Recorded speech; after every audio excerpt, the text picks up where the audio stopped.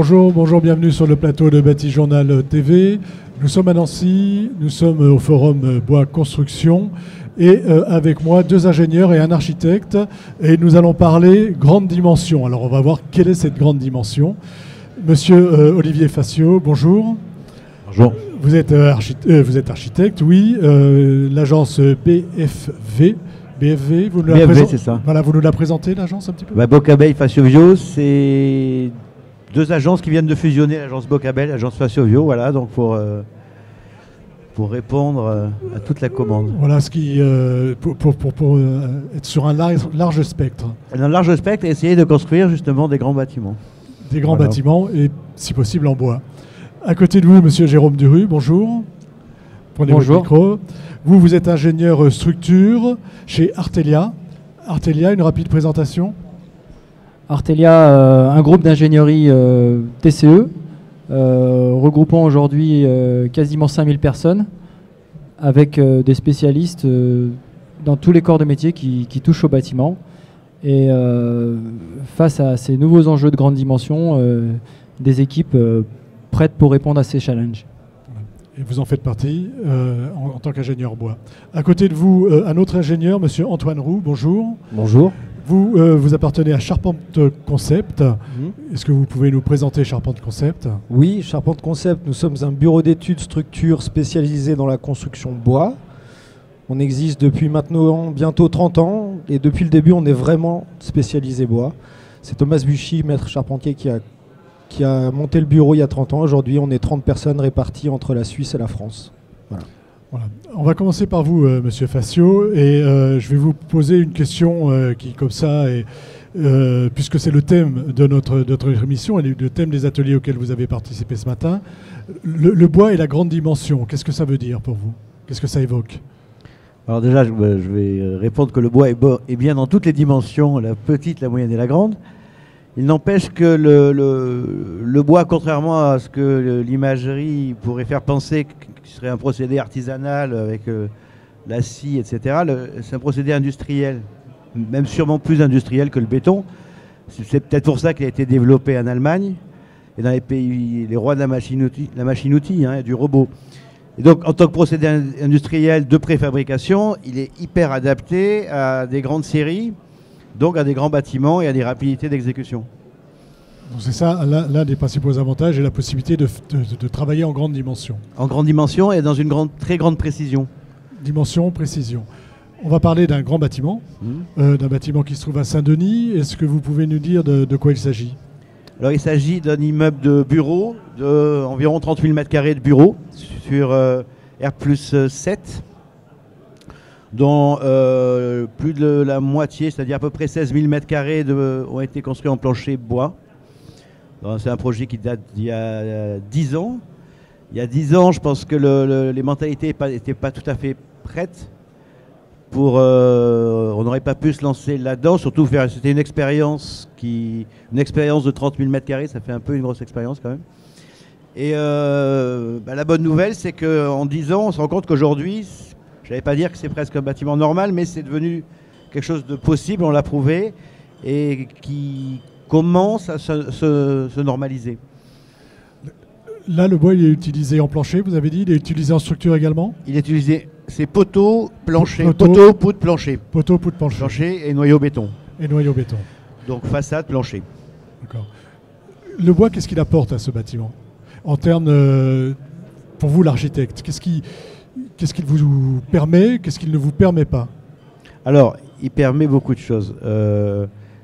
La première chose, le choix du bois au début, c'est une intuition et un choix d'architecte fréquent. En tant qu'architecte, en général, on n'aime pas le maquillage. Donc on aime bien les matériaux qu'on appelle brut fini. Donc pour ça, le bois est idéal parce que même si quand on fait des bâtiments en béton, on aime bien les faire en béton brut. On aime aussi le brut fini. Brut, à la fois travailler dans un bureau en béton brut, je sais pas. Hein. Au niveau de l'ambiance, je sais pas ce que ça donne. Voilà, on parlera de l'ambiance après. On parlera de l'ambiance après. Ça, c'est la première chose.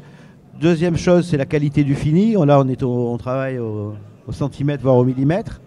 Ce qui est toujours confortable quand on dessine, de voir les choses exécutées telles qu'on les a dessinées. La rapidité d'exécution, le plaisir de travailler avec des spécialistes, autant ingénieurs que charpentiers, que compagnons. Hein. Il y a un vrai plaisir de travailler avec ces corps de métier, qui sont amoureux de leur métier. Ce n'est pas forcément le cas de tous les gens qui travaillent dans le bâtiment, malheureusement. Hein. Et là, il y a une vraie passion. Et après, je vous passe le bilan carbone, toutes les vertus écologiques du bois. Et ce que j'ai découvert à la fin, parce qu'il y a une intuition architecturale qui est l'espèce de le bien-être, comme ça, cette espèce de chaleur, qui au début était assez indéfinissable pour moi, parce que assez subjective, pas objectivable, donc pas difficilement défendable. À la limite, même le maître d'ouvrage, il me disait au début, faudrait pas que ça ressemble à un chalet. Auquel cas, je lui ai rétorqué, mais dans votre chalet, vous êtes mal ou vous êtes bien? Oui, mais c'est un immeuble de bureau, donc il y a cette difficulté. C'est un immeuble de bureau, on y travaille, il faut que ce soit un peu raide. Il faut que ce soit un peu raide. Mais non, pourquoi on ne travaillerait pas dans un environnement agréable? Et je me suis rendu compte pendant le chantier qu'effectivement, il y avait extrêmement peu de conflits, voire pas de conflits, que les relations étaient apaisées, que les gens étaient moins stressés. Et aujourd'hui, je pense que c'est le plus important sur une construction en bois. Il y a des études qui commencent à prouver que la tension artérielle baisse quand on est dans un bâtiment en bois, donc tension artérielle stress. Donc ça veut dire qu'on va mieux dormir la nuit, ce qui est quand même une grande nouvelle pour les gens qui habiteraient ou qui travailleraient dans des bâtiments en bois. Et c'est vrai qu'il y a quelque chose d'indicible hein, quand on est dans ce bâtiment, un sentiment de bien-être, indépendamment du dessin de l'architecte, qui est lié aux matériaux. Ce qui permet aussi, on le voit sur ces images, vous imaginez ça en bois, je vous assure, dedans, ce qu'on regarde dans un bâtiment danois, c'est très agréable. La même chose en béton, j'allais dire, ça peut presque faire mussolinien. Vous voyez, comme quoi, l'image, le dessin ne fait pas tout, mais que c'est le matériau qui a. Le matériau apporte aussi ce côté chaleureux, ce côté bien-être. Ce bien-être. On parle de biophilie, je crois. Hein. Exactement. Voilà. Donc ça, c'est quelque chose d'important pour vous, et que ce soit en petite ou en grande dimension, le bois, il apporte d'abord le bien-être. Il apporte d'abord, enfin, c'est quelque chose que vous avez vu avec l'expérience, en fait. Que j'ai découvert. Que vous avez découvert sur un chantier. Tout à fait. D'ailleurs, le maître d'ouvrage à la fin m'a dit, mais pourquoi tu nous en as pas parlé plus tôt? Ce bâtiment est en recherche de locataires. Vous imaginez que, alors, on vend du bilan carbone, c'est parfait. Etc. Mais le locataire, si vous lui dites que les gens qui vont travailler dans cet immeuble, ils vont avoir un niveau de stress qui va baisser, c'est le bien-être au travail, c'est l'absentéisme, enfin c'est quand même un argument de poids. Et il a été surpris de découvrir ça à la fin du chantier. Il fallait me le dire plus tôt, il m'a dit. Moi, ça m'intéresse, que je dois le louer, mon immeuble. Et lui, il l'a pas ressenti. Il l'a ressenti aussi. C'est toujours difficile. On est un milieu plutôt fait d'ingénieurs et de gens rationnels. Donc là, c'est des notions un peu subjectives. Alors moi, j'ai la chance, en plus d'être architecte, d'être psychanalyste, alors ça ne me fait pas trop peur. C'est pour ça que j'essaie de marteler cette idée. Et je pense que c'est fondamental de faire passer et de continuer ces études scientifiques sur la tension artérielle, sur les effets physiologiques dont on sait qu'elles ont un effet psychologique. On va passer à notre bâtiment, où je crois que cet aspect-là a aussi son importance. Et puis après, n'hésitez pas à revenir sur ce qui sera dit et vous-même à réagir sur ce que vous venez d'entendre. Donc déjà une réaction par rapport à ce que vous venez d'entendre et sur la grande dimension. Sur la grande dimension. Sur la grande dimension. Ce que je viens d'entendre, c'est surtout très rassurant parce qu'on se rend compte que justement des choses que les gens du bois prônent depuis plusieurs dizaines d'années, qui au début étaient très confidentielles. Je sais pas, au début, on était très peu à dire ces choses-là et à être entendus. Et aujourd'hui, il y a des études qui sont menées, on en parlait tout à l'heure, des études qui sont menées justement pour quantifier ce bonheur ajouté à vivre en bois. Vivre en bois, c'est devenu un axe majeur du développement de la filière bois et je pense que c'est à juste titre, c'est très personnel. Et dire qu'on change de dimension, c'est exactement ça. C'est-à-dire que le bonheur de vivre en bois, c'est pas seulement réservé au chalet.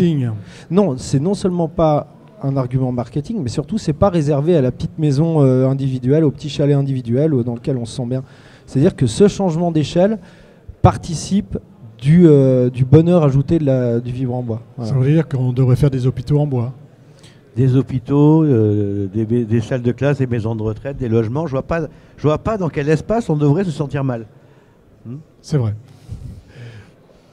On va aller à la montagne. Bien, avec plaisir. Et on va parler d'un bâtiment donc tout bois, oui. 100% bois. Oui. en grande dimension. Quelles sont ces grandes dimensions ou raisonnables?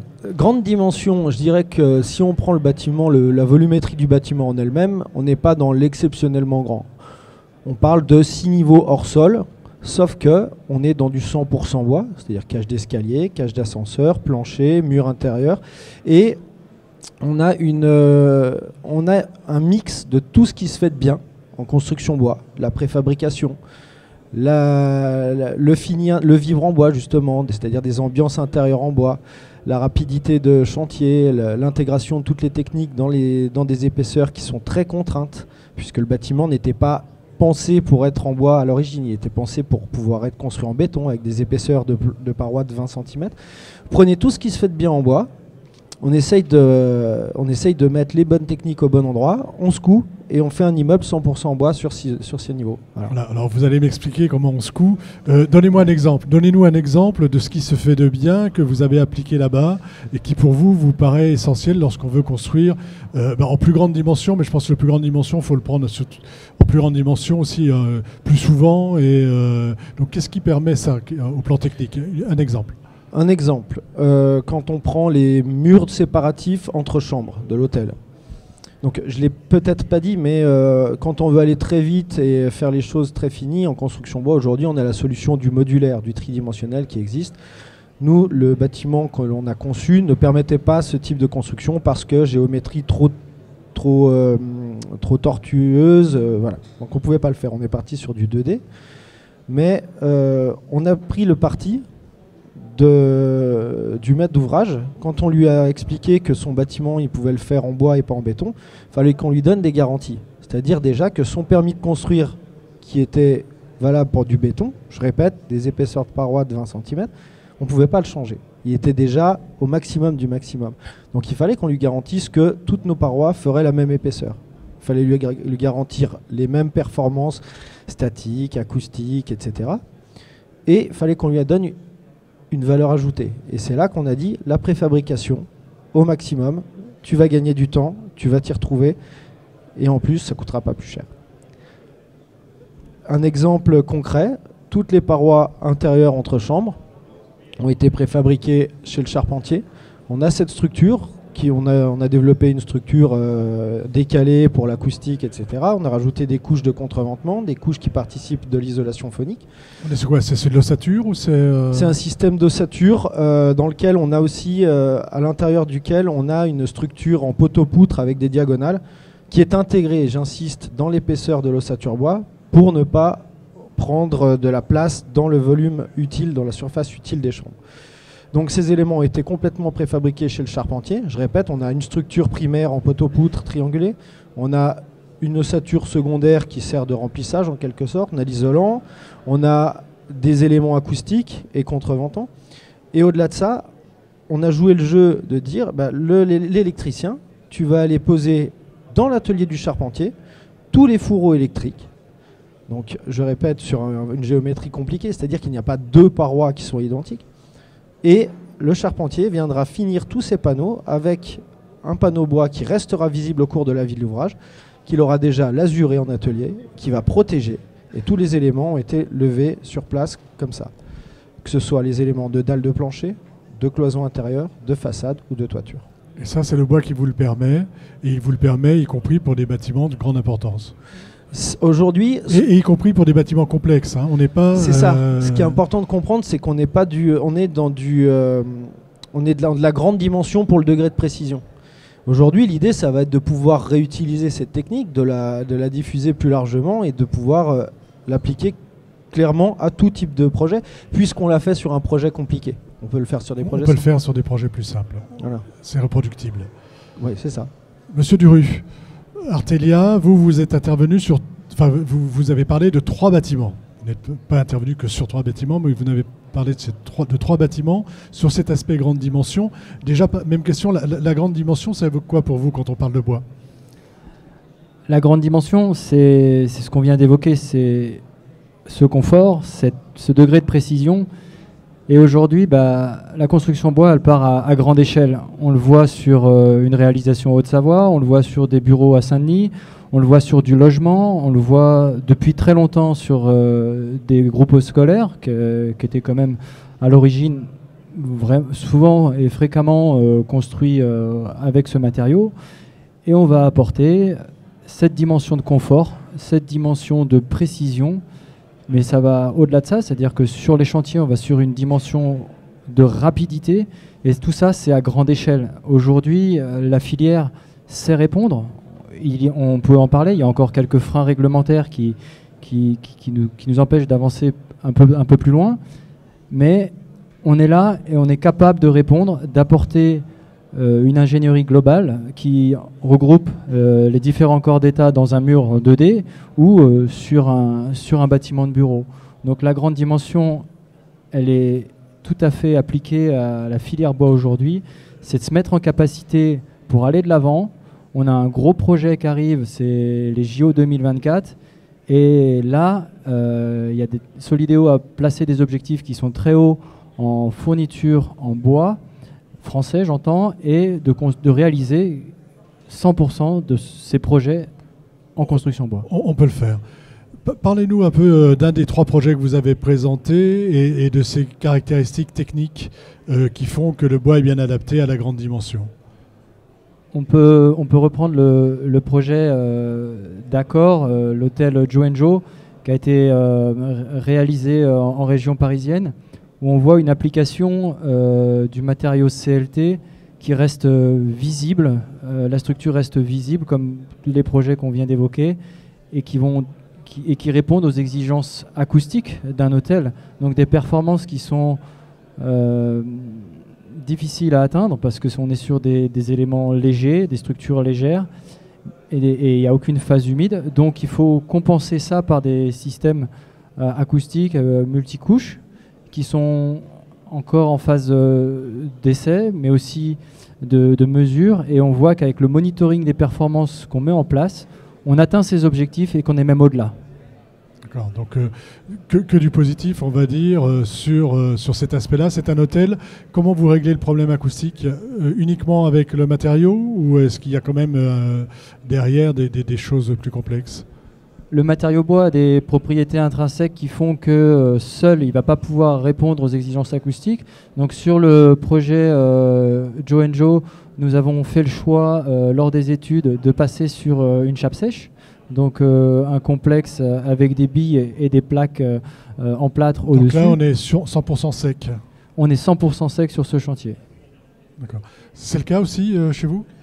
Non, sur notre hôtel, on a disposé d'une chape liquide pour terminer les complexes de plancher et pour terminer justement la performance acoustique. Ceci dit, on avait quand même réfléchi à préfabriquer la chape sur les éléments de dalle. On a renoncé parce que ça faisait un petit peu lourd à porter après avec la grue. Ça fait 2 fois que j'entends parler de chape sèche en fait aujourd'hui, il y a longtemps que je n'en avais pas entendu parler en réalité. C'est quelque chose qui va se développer en même temps que la construction bois.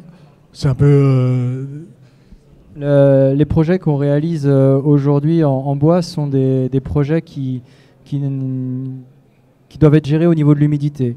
Donc ramener une phase humide sur un chantier sec, qu'on protège tout au long de sa mise hors d'eau, c'est toujours problématique au niveau de la gestion de l'humidité, de l'évaporation et du séchage de ces dalles-là, de ces recharges en béton. C'est une chose maîtrisée, mais la chape sèche permet justement d'aller plus vite et puis d'avoir ce temps de séchage, mais aussi d'améliorer, et c'est là où on construit pour demain, c'est-à-dire qu'en mettant en œuvre ces matériaux-là, on utilise des matériaux qui sont dits bas carbone et qui ne viennent pas détériorer le bilan de consommation carbone de nos réalisations.